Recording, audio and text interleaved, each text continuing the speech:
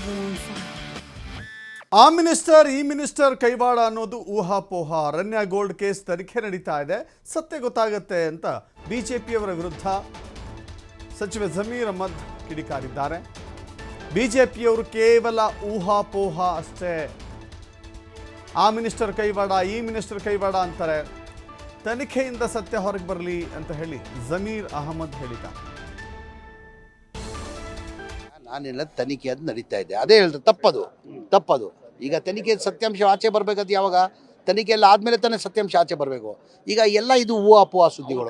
ಅವರಿದೆ ಕೈವಾಡ ಇದೆ, ಈ ಮಂತ್ರಿಗಳದ್ದು ಕೈವಾಡ ಇದೆ, ಅವ್ರದ್ದು ಕೈವಾಡ ಇದೆ, ಹಿಂದಿನ ಯಾವುದೋ KDB ಮಂತ್ರಿ ಅವ್ರದ್ದೇನೋ ಸಂಬಂಧ ಇದೆ ಅಂತ ಹೇಳ್ಬಿಟ್ಟು ಊಹಾಪೋಹ ಸುದ್ದಿಗಳು.